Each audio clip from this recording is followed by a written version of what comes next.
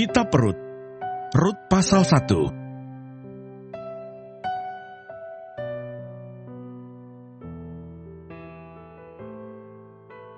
Rut dan Naomi. Pada zaman para hakim memerintah, ada kelaparan di tanah Israel. Lalu pergilah seorang dari Betlehem Yehuda beserta istrinya dan kedua anaknya laki-laki ke daerah Moab untuk menetap di sana sebagai orang asing. Nama orang itu ialah Elimelech, nama istrinya Naomi, dan nama kedua anaknya, Mahlon dan Kilion. Semuanya orang-orang Efrata dari Betlehem Yehuda. Dan setelah sampai ke daerah Moab, diamlah mereka di sana. Kemudian matilah Elimelech, suami Naomi, sehingga perempuan itu tertinggal dengan kedua anaknya. Keduanya mengambil perempuan Moab. Yang pertama bernama Orpa, yang kedua bernama Rut. Dan mereka diam di situ, kira-kira 10 tahun lamanya. Lalu matilah juga keduanya, yakni Mahlon dan Kilion, sehingga perempuan itu kehilangan kedua anaknya dan suaminya. Kemudian berkemaslah ia dengan kedua menantunya, dan ia pulang dari daerah Moab. Sebab di daerah Moab, ia mendengar bahwa Tuhan telah memperhatikan umatnya dan memberikan makanan kepada mereka. Maka berangkatlah ia dari tempat tinggalnya itu, bersama-sama dengan kedua menantunya. Ketika mereka sedang di jalan untuk pulang ke tanah Yehuda, berkatalah Naomi kepada kedua menantunya itu, "Pergilah, pulanglah masing-masing ke rumah ibunya. Tuhan kiranya menunjukkan kasih-Nya kepadamu, seperti yang kamu tunjukkan kepada orang-orang yang telah mati itu dan kepadaku. Kiranya atas karunia Tuhan, kamu mendapat tempat perlindungan, masing-masing di rumah suaminya." Lalu diciumnyalah mereka, tetapi mereka menangis dengan suara keras dan berkata kepadanya, "Tidak, kami ikut dengan engkau pulang kepada bangsamu." Tetapi Naomi berkata, "Pulanglah anak-anakku. Mengapakah kamu turut dengan aku? Bukankah tidak akan ada lagi anak laki-laki yang kulahirkan untuk dijadikan suamimu nanti? Pulanglah anak-anakku, pergilah. Sebab sudah terlalu tua aku untuk bersuami. Seandainya, pikirku, ada harapan bagiku, dan sekalipun malam ini aku bersuami, bahkan sekalipun aku masih melahirkan anak laki-laki, masakan kamu menanti sampai mereka dewasa? Masakan karena itu, kamu harus menahan diri dan tidak bersuami? Janganlah kiranya demikian, anak-anakku. Bukankah jauh lebih pahit yang aku alami daripada kamu? Sebab tangan Tuhan teracung terhadap aku." Menangis pula mereka dengan suara keras. Lalu Orpa mencium mertuanya itu minta diri, tetapi Rut tetap berpaut padanya. Berkatalah Naomi, "Telah pulang iparmu kepada bangsanya dan kepada para allahnya. Pulanglah mengikuti iparmu itu." Tetapi kata Rut, "Janganlah desak aku meninggalkan engkau dan pulang dengan tidak mengikuti engkau. Sebab kemana engkau pergi, ke situ jugalah aku pergi. Dan di mana engkau bermalam, di situ jugalah aku bermalam. Bangsamulah bangsaku, dan Allahmulah Allahku. Di mana engkau mati, aku pun mati di sana, dan di sanalah aku dikuburkan. Beginilah kiranya Tuhan menghukum aku, bahkan lebih lagi daripada itu, jikalau sesuatu apapun memisahkan aku dari engkau, selain daripada maut." Ketika Naomi melihat bahwa Rut berkeras untuk ikut bersama-sama dengan dia, berhentilah ia berkata-kata kepadanya, dan berjalanlah keduanya sampai mereka tiba di Betlehem. Ketika mereka masuk ke Betlehem, gemparlah seluruh kota itu karena mereka, dan perempuan-perempuan berkata, "Naomi kah itu?" Tetapi ia berkata kepada mereka, "Janganlah sebutkan aku Naomi, sebutkanlah aku Mara, sebab Yang Maha Kuasa telah melakukan banyak yang pahit kepadaku. Dengan tangan yang penuh aku pergi, tetapi dengan tangan yang kosong Tuhan memulangkan aku. Mengapakah kamu menyebutkan aku Naomi? Karena Tuhan telah naik saksi menentang aku, dan Yang Maha Kuasa telah mendatangkan malapetaka kepadaku." Demikianlah Naomi pulang bersama-sama dengan Rut, perempuan Moab itu menantunya, yang turut pulang dari daerah Moab. Dan sampailah mereka ke Betlehem pada permulaan musim menuai jelai.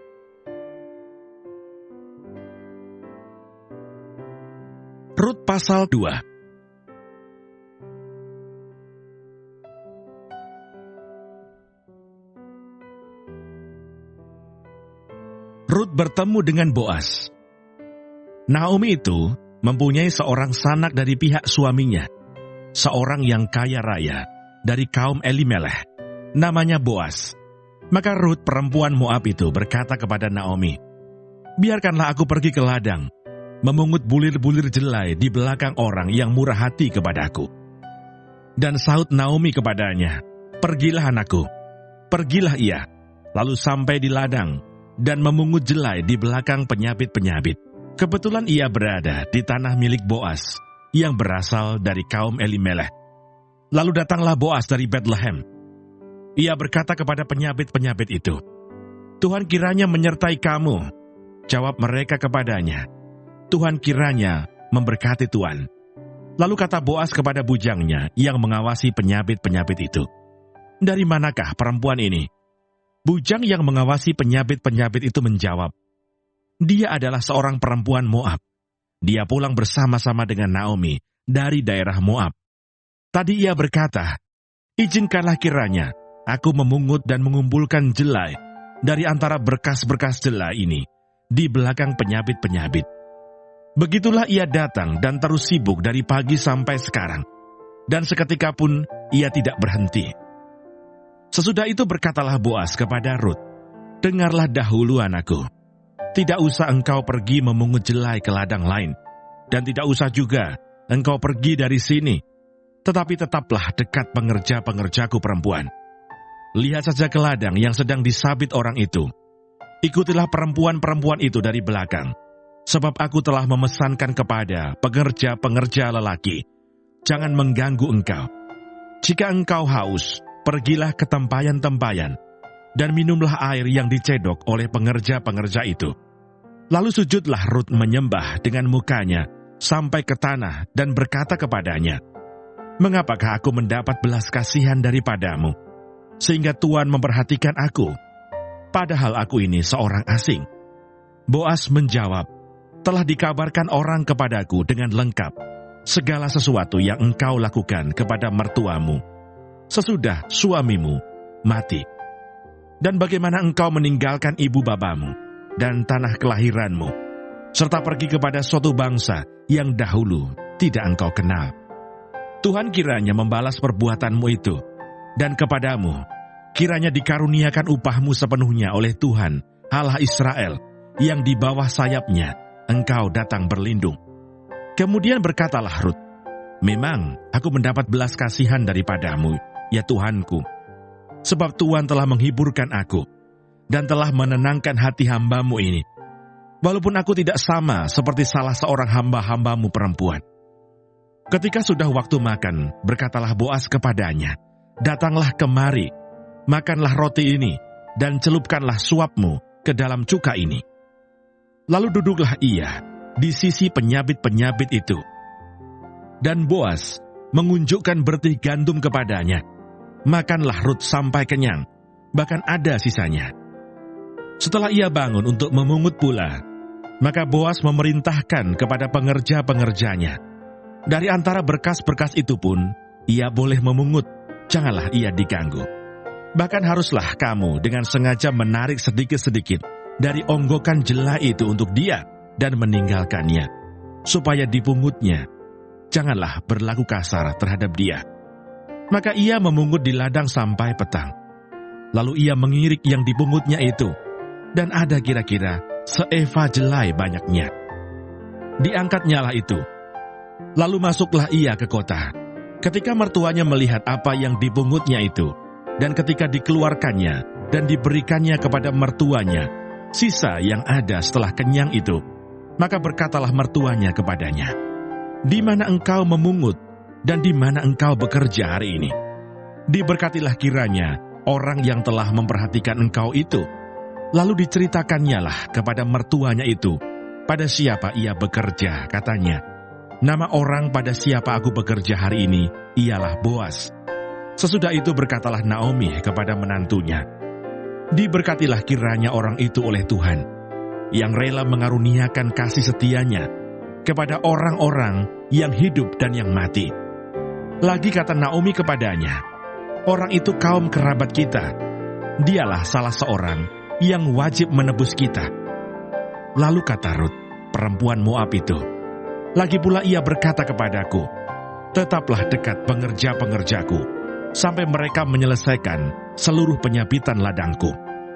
Lalu berkatalah Naomi kepada Rut menantunya itu, ya anakku, sebaiknya engkau keluar bersama-sama dengan pengerja-pengerjanya perempuan, supaya engkau jangan disusahi orang di ladang lain. Demikianlah Rut tetap dekat pada pengerja-pengerja perempuan Boas untuk memungut sampai musim menuai jelai dan musim menuai gandum telah berakhir. Dan selama itu ia tinggal pada mertuanya. Rut pasal 3. Rut dan Boas di tempat pengirikan. Lalu Naomi mertuanya itu berkata kepadanya, anakku, apakah tidak ada baiknya jika aku mencari tempat perlindungan bagimu, supaya engkau berbahagia? Maka sekarang, bukankah Boas, yang pengerja-pengerjanya perempuan telah kau temani itu, adalah sanak kita? Dia pada malam ini menambi jelai di tempat pengirikan. Maka mandilah dan beruraplah. Pakailah pakaian bagusmu, dan pergilah ke tempat pengirikan itu. Tetapi janganlah engkau ketahuan kepada orang itu sebelum ia selesai makan dan minum. Jika ia membaringkan diri tidur, haruslah engkau perhatikan baik-baik tempat ia berbaring. Kemudian datanglah dekat, singkapkanlah selimut dari kakinya, dan berbaringlah di sana. Maka ia akan memberitahukan kepadamu apa yang harus kau lakukan. Lalu kata Rut kepadanya, segala yang engkau katakan itu akan kulakukan. Sesudah itu pergilah ia ke tempat pengirikan, dan dilakukannya tepat seperti yang diperintahkan mertuanya kepadanya.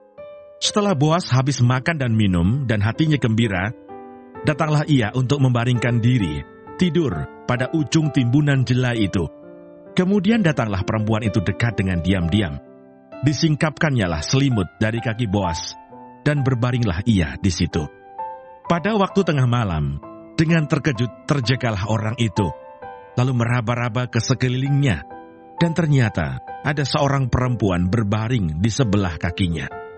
Bertanyalah ia, siapakah engkau ini? Jawabnya, aku Rut hambamu.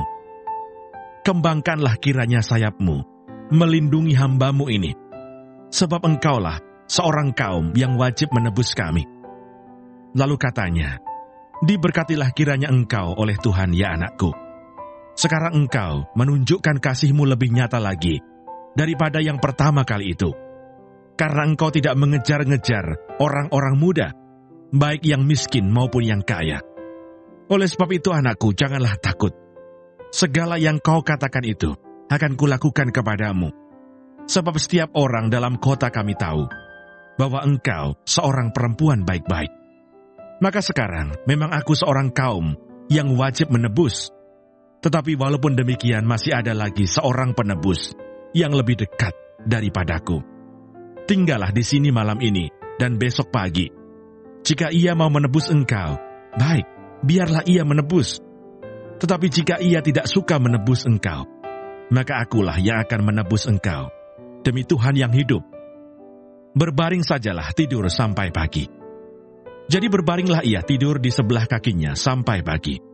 Lalu bangunlah ia, sebelum orang dapat kenal mengenal, sebab kata Boas, janganlah diketahui orang, bahwa seorang perempuan datang ke tempat pengirikan. Lagi katanya, berikanlah selendang yang engkau pakai itu, dan tadahkanlah itu. Lalu ditadahkannya selendang itu. Kemudian ditakarnyalah 6 takar jelai ke dalam selendang itu. Sesudah itu, pergilah Boas ke kota. Setelah perempuan itu sampai kepada mertuanya, berkatalah mertuanya itu, bagaimana anakku? Lalu diceritakannya semua yang dilakukan orang itu kepadanya, serta berkata, yang 6 takar jelai ini diberikannya kepadaku, sebab katanya, engkau tidak boleh pulang kepada mertuamu dengan tangan hampa. Lalu kata mertuanya itu, Duduk sajalah menanti, anakku, sampai engkau mengetahui bagaimana kesudahan perkara itu. Sebab orang itu tidak akan berhenti sebelum diselesaikannya perkara itu pada hari ini juga.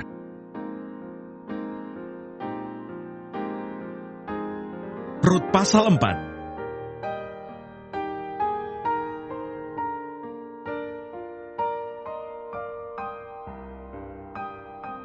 Rut menjadi istri Boas.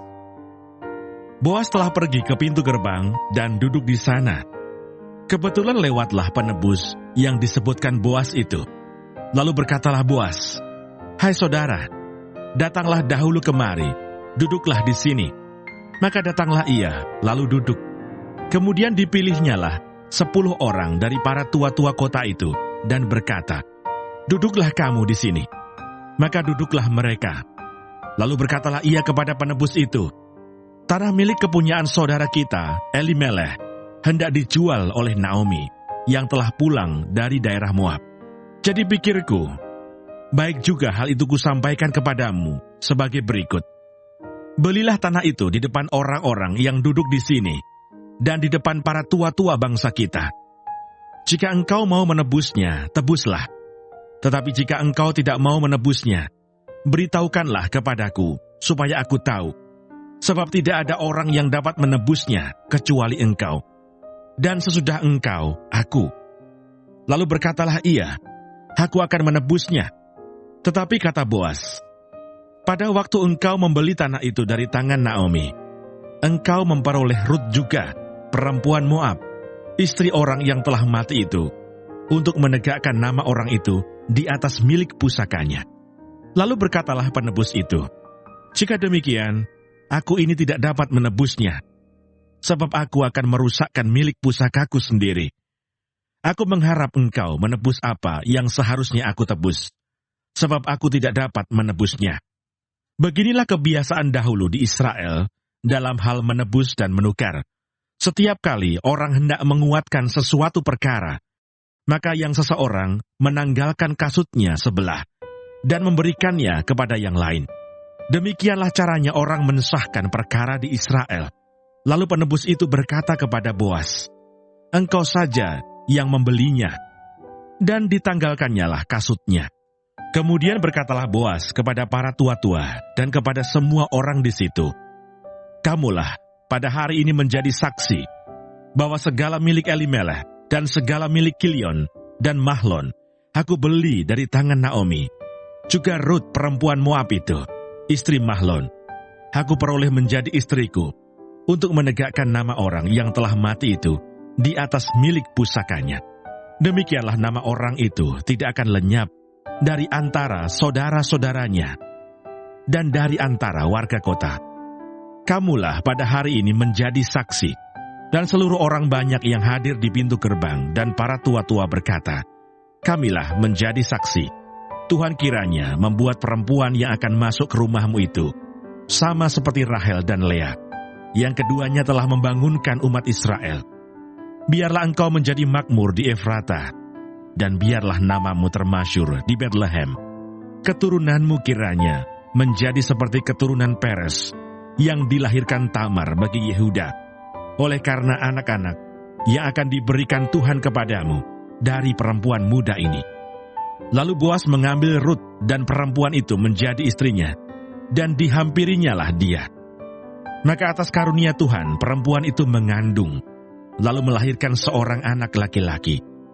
Sebab itu perempuan-perempuan berkata kepada Naomi, "Terpujilah Tuhan, yang telah rela menolong engkau pada hari ini, dengan seorang penebus. Termasyurlah kiranya nama anak itu di Israel, dan dialah yang akan menyegarkan jiwamu dan memelihara engkau pada waktu rambutmu telah putih. Sebab menantumu yang mengasihi engkau telah melahirkannya, perempuan yang lebih berharga bagimu dari 7 anak laki-laki." Dan Naomi mengambil anak itu, serta meletakkannya pada pangkuannya, dan dialah yang mengasuhnya. Dan tetangga-tetangga perempuan memberi nama kepada anak itu, katanya, "Pada Naomi telah lahir seorang anak laki-laki." Lalu mereka menyebutkan namanya Obed. Dialah ayah Isai, ayah Daud. Silsilah Daud. Inilah keturunan Peres. Peres memperanakkan Hesron. Hesron memperanakkan Ram. Ram memperanakkan Aminadab. Aminadab memperanakkan Nahason. Nahason memperanakkan Salmon. Salmon memperanakkan Boas. Boas memperanakkan Obed. Obed memperanakkan Isai. Dan Isai memperanakkan Daud.